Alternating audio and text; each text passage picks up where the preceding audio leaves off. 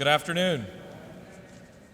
It's great to see everybody here as we start to get back into the swing, and I'm certainly looking forward to kicking off the 2022 legislative session in just a few days. If I take a minute to just think back and reflect to the last three sessions, how many big decisions have come through this building, how many difficult situations have arrived in our state and in our country, and the way that we've dealt with them. First and foremost is a pandemic that has literally changed the direction of our entire world. I think about the civil unrest that showed up in this city and other places across our country. I think about a whipsawing economy that took us from low unemployment rates to double-digit unemployment rates and now back. And then I think about the post-election turmoil that showed up in our great state. But I think about the reactions to those difficult situations that are out there. I think about, in response to a pandemic here in our great state, the balance between lives and livelihoods that Governor Kemp and this legislature has been able to find. I think about the reaction to the civil unrest that we had here, and one of the proudest moments of my legislative career was the passing of the hate crimes legislation that we all worked so hard together. I think about the net effect of a whipsawing economy that now puts us at our record low 2.8% unemployment statewide, even though we continue to navigate our way through a very difficult environment with the pandemic. And then the post-election turmoil. I think we now look up 12 months later and continue to reinforce the fact that we ran fair, legal elections here in the great state of Georgia. So as I think ahead to this next upcoming session, there certainly will be no shortage of issues to talk about and issues to deal with. And like the previous three sessions, I want our office, the Lieutenant Governor's office, to continue to be a steady hand inside the legislative process, to continue to build consensus between Democrats and Republicans, urban and metro and rural folks and senators and legislators. I want to work across geographic boundaries, because at the end of the day, if we're going to put policy over politics, we've got to make sure that we continue to build consensus. One of the top priorities that we're going to put forward here tackles a very bipartisan issue here in the great state of Georgia, and that's crime. Crime is a bipartisan issue. And crime and being able to take a big step towards pushing back this wave of crime is going to take a bipartisan solution. And so I'm going to continue to push hard to pass what we're calling the Less Crimes Act, law enforcement strategic support. And this is an opportunity for us to work together to laser focus taxpayer dollars directly to local law enforcement via a tax credit program that's very similar to the rural hospital tax credit that I had a great opportunity to craft and work with when I was in the State House. These dollars are going to arrive at their local law enforcement agencies through various mechanisms, whether it be the foundation or other means, that are going to allow these law enforcement agencies to be able to laser focus those dollars to either hire more officers, pay them more, train them better, or buy better equipment for their officers. And one that I'm very, very excited about, a fifth component, is going to allow them to be able to either maintain or stand up a co-responder model that's going to allow us to be able to dovetail law enforcement and behavioral health experts that we've seen work throughout the state in various communities, like Forsyth County, where I'm from. So just imagine the difficult intersection of a potential crime being committed by somebody who's suffering from a mental health episode, and that law enforcement officer being in the impossible position to try to play the part of a behavioral expert. Now we're going to have the opportunities for them to be able to work better with the law enforcement agencies to better handle that situation. The Less Crimes Act is going to be carried by Senator Larry Walker, who's been a great friend and ally of mine and also has a great reputation in this building of being a consensus builder. I look forward to building relationships on both sides of the aisle to help get this legislation across the finish line. I look forward to working with agencies and associations to be able to try to make this idea even better as we work through our legislative process. We've been focused on foster care since the first day we've been in here in office as the Lieutenant Governor. It's something very near and dear to my heart. The seeds were first planted when I was, we go to North Point Church, and we have a great foster care program there, and those seeds were planted early and often. And so we've done as much as we can do every session to try to improve the foster care system. One of those elements of it are the kids that unfortunately age out of the system. So just imagine you're 18 years old, you've navigated your way through the foster care system, and you wake up one day and your birth certificate says you've turned 18, and now you're on your own to tackle the world. And so we're going to work hard to try to get what we're calling the Fostering Success Act across the finish line, which is a tax credit program that it's going to allow dollars to be focused directly on trying to figure out how to have wraparound services around these kids that age out of the foster care system, whether it be just basic welfare needs, education, health, counseling, and transportation, and other areas to wrap around those individuals so that they can have a head start on tackling life out of the foster care system. We're also going to have a number of budgetary priorities, and I want to take this opportunity to thank Chairman Blake Tillery for his great work inside the Appropriations Department. He's done an amazing job of working with House Representative and Chairman Terry England and the Governor's Office, and really continuing to put the Senate in a great light in what has been a very difficult time in the appropriations process. One of those priorities for us is going to be continuing to play on the great successes of Senate Bill 108. And in 2019, at the direction of Mike Dudgeon, my former policy director, who did an amazing job of really understanding one of the big steps that we needed to becoming the technology capital of the East Coast, was to make sure that we instilled computer science in the classroom as early as we possibly could. And so only 0.5% of high school students were graduating with at least one computer science class. And that just wasn't enough. That certainly did not match the needs of the businesses that we're trying to build out for the 21st century global economy. And so we're going to seek additional appropriations to try to continue to grow on the successes of having each and every high school kid graduate in Georgia with at least one computer science class. We're going to use those dollars in both the amended budget and the fiscal year 2023 budget to help us build out an even more coordinated program to be able to train these teachers and these school systems to be able to deliver computer science in the classroom. Another priority of ours is to end this vicious cycle of hoteling kids in foster care that show up with serious, significant, either physical or behavioral health issues, that there really is no immediate answer if they don't have a home or a sponsoring foster family around them. And so we're working closely with the Governor's Office and other agencies to put an end to fostering kids in a hoteling environment. It's going to take dollars to do that. It's going to take focus, and I'm very, very proud of the work that the Senate and the Governor's Office has been able to put forward to end hoteling of these foster kids that have either the behavioral health or physical issues. We also want to increase funding for our corrections officers across the state. It's not going to take very much time to explain how difficult the job of being a corrections officer is. Getting up and getting in your car in the morning and driving to work looks a little different for a corrections officer, and they certainly allow us to enjoy safe communities all across our state. And as we continue to see meeting after meeting and committee hearing after committee hearing talk about the 22+% turnover rate inside of our corrections officers, we need to do better, and we look forward to working with the Governor's Office and the continued momentum to try and make sure that we're able to compensate them more, to be more competitive, to make sure that we continue to have a steady flow of corrections officers. We're going to continue to work on health care. We've had 50+ health care bills passed in the legislature, a majority of those bipartisan.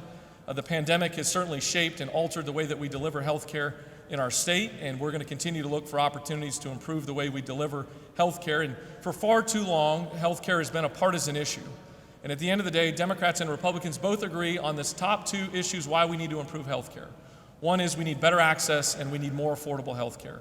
And I think there's an opportunity for us to continue to innovate and strategize here in Georgia to be able to deliver on both of those promises as we move forward. Hopefully the takeaway today is that I've got a very aggressive legislative agenda. Our office is going to continue to work hard to build consensus across the building. And as I mentioned on the front end of this, we want to continue to be recognized as the steady hand that pays a lot of attention to the details and to the facts and uses data-driven solutions as we move forward. I want 11 million Georgians to wake up and truly believe, like I do, that our best days are in front of us. And I believe the next 40 legislative days are going to allow us to proceed with that idea. With that, I'd like to field any questions that might be generated.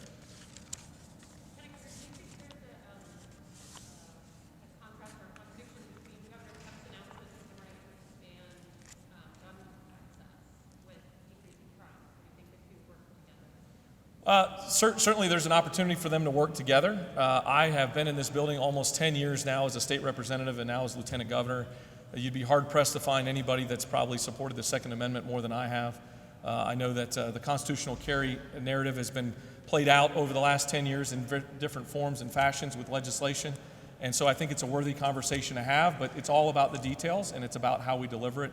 but continue to play on the fact that a majority of folks in this building on both sides of the aisle are supporters of the Second Amendment, and so we look forward to working with the individuals that bring different ideas forward throughout the legislative process. Now that the governor's endorsed this, do you support the idea of putting this hearing? I think it's all about the details, right? I think it's important to understand where and when and how and whatnot, and certainly I look forward to, I know there's a Senate version of the bill that I look forward to meeting with the author very soon. I think there's several versions in the House that are vastly different as I understand it, and so looking for which vehicle makes the most sense for the 11 million Georgians, I think is going to be ultimately where we need to make sure we make the big decisions. So you're not sure? Yeah, I've got to see the legislation. Got to read the words on the page. It matters. Governor, are you concerned at all that some controversial bills pushed by his entire office will hinder some of the more substantial legislative progress this year that you want to?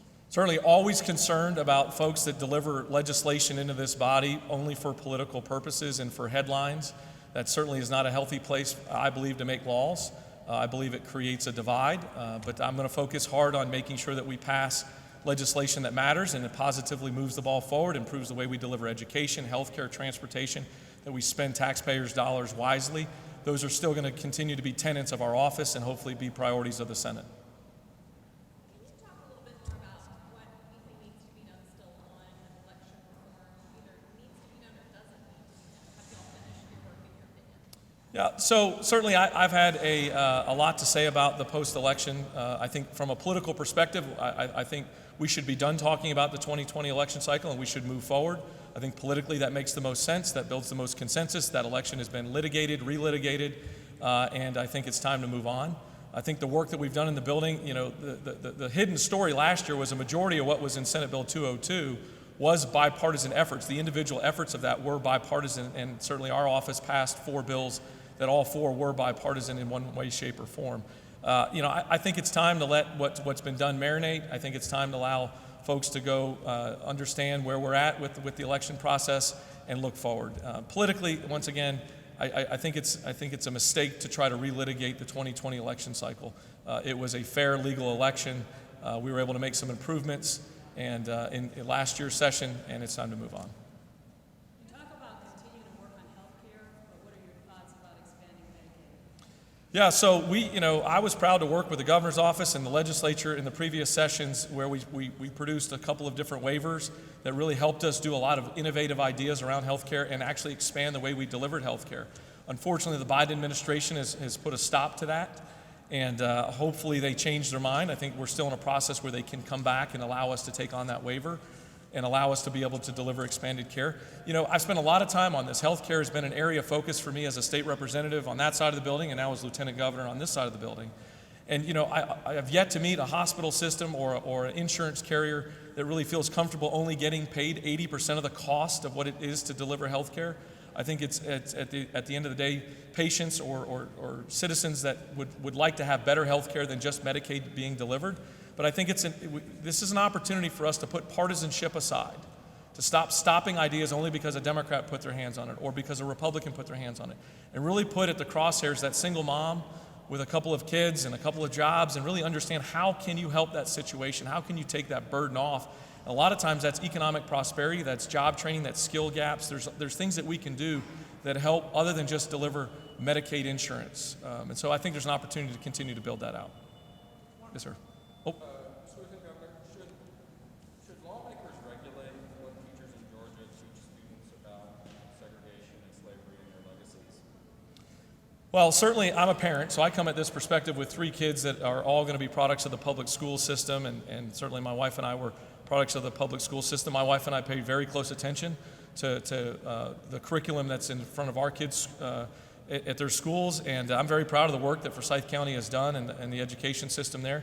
I'm one of those that believes that many of those decisions need to be made at the local level, but certainly there's opportunities and there's gaps to make sure that we're delivering high quality education that doesn't have any sort of political slants to it. I think that's the process that we're in here. But I think around education, so many things are politicized these days, right? Elections have been politicized, healthcare is politicized, immigration's politicized. Everything seems to be politicized. And I certainly don't think education is one of those areas that we're going to gain wisdom out of politicizing the decisions that we make. I think it's important to uncover the facts and the figures and the real stories as we look into how we operate as a state and deliver education. Lieutenant Governor, I wanted to ask about the committee you put together and where things stand now on making all school boards in the state of Georgia nonpartisan.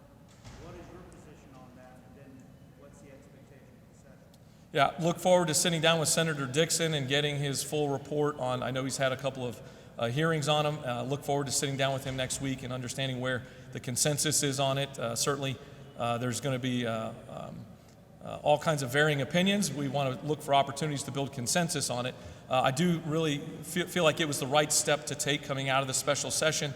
There was a very limited window of time to really vet that idea, and it was a big idea, especially for Gwinnett County. But certainly look forward to hearing what he has to say about his vantage point from that committee hearings. I'm going to wait to see the data and wait to see what he brings back.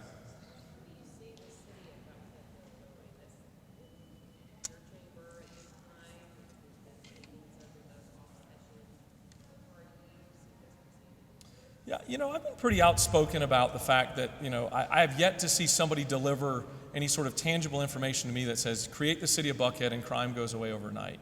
I feel like it's an issue that they've attached themselves to, the folks that want to move the cityhood effort. And, at this point in time, it's not like a few city signs that say, welcome to the city of Buckhead is going to stop the criminals.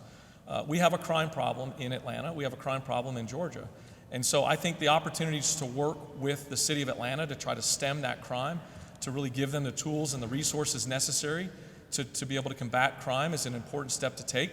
And I think the weight of this really rests in the details. How are you going to educate kids in the city of Atlanta? Is that agreement already made? The answer is no. How are you going to handle the fiscal fallout from creating a city of Buckhead with bond packages and sewer packages and water treatment facilities? There's a lot of details out there that I think are more than what the cityhood movement wants to talk about.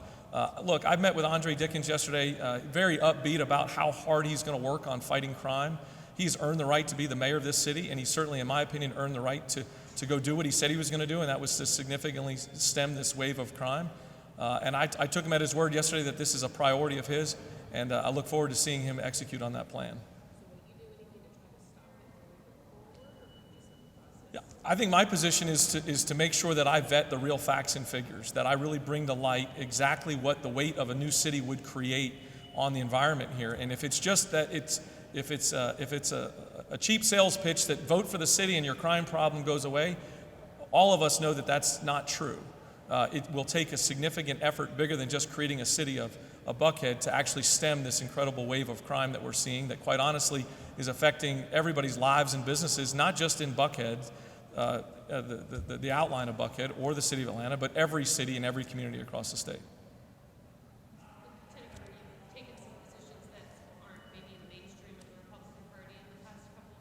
You just said that really eloquently.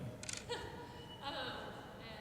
I wonder, how does it feel to not be running for re-election? Does it feel liberating to be able to say different things? Yeah, haven't thought much about it, right? My to-do list is a mile long every day when I get up, and certainly I'm going to run through the finish line as hard as I possibly can. As you saw with my legislative priorities, it's a pretty long, aggressive list. Look, I think honesty is a great place to hang your hat in a leadership role, and sometimes, a lot of times, leadership is lonely, but you got to have leadership. And so for me, I'll focus on those efforts post-session. But for now, I'm just going to stay focused on the task at hand, and that's to help the lives of 11 million Georgians.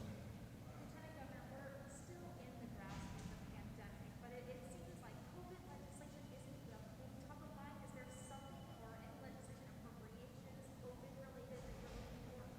Well, I wish I could pass a bill that would make COVID go away, but certainly that's not possible. Look, I think that we have continued to put on balance, on display for the rest of the country, this balance between lives and livelihoods, and it's complicated. I give Governor Kemp all the credit in the world. He has done an amazing job. I've been in the room with him one-on-one behind the scenes where those tough decisions arrive, and you've got to make those tough decisions. to make sure that you balance the health care needs of individuals and you have the staffing possible at the hospitals. And you also allow people to earn enough wage to feed their family and pay their bills. It's difficult, and he's done a really, really good job. I think this legislature has handled those nuances that come in, like COVID liability reform, making sure a business owner doesn't lose everything that they've got just because somebody caught COVID somewhere in and around their property or maybe somewhere else. We'll continue to deal with those issues as they arrive, but certainly it's an area of focus. I mean, just to think we're 2 years removed. I mean, all of us, if you would have said, vote yes or no if you thought we'd still be talking about COVID 2 years later, my answer would certainly have been no, but it's not. It's yes. It's as prevalent. I'm grateful to see the healthcare workers that still show up to work every day and make sure our emergency rooms and hospital beds are staffed with qualified healthcare workers. I'm grateful to see the teachers that are working as hard as they possibly can, the businesses. We're all trying to do the best we can to get through this, and certainly I'm proud of the effort Georgia has put forward. Lieutenant Governor, you mentioned that you're going to support pay raises for correctional employees. Do you support pay raises for other state employees in general? I think we'll certainly see that as be proposed. I think we take it on an individual basis. Certainly we've had much larger than expected revenues that have come in, but certainly those are the taxpayers' dollars, and so we'll be very wise in how we spend that, very prudent. The area of focus for us has really been delivered time and time and time again with the corrections officers, how low their pay's been, how incredibly high their turnover rate is. And you can imagine it's a difficult job and it's a low pay, and that combination doesn't bode well for having stability inside the system. We'll certainly look at other opportunities, look forward to seeing the governor's budget come forward and see what his recommendations are as far as pay raises for additional state employees. Thank you very much. God bless everybody, and Happy New Year.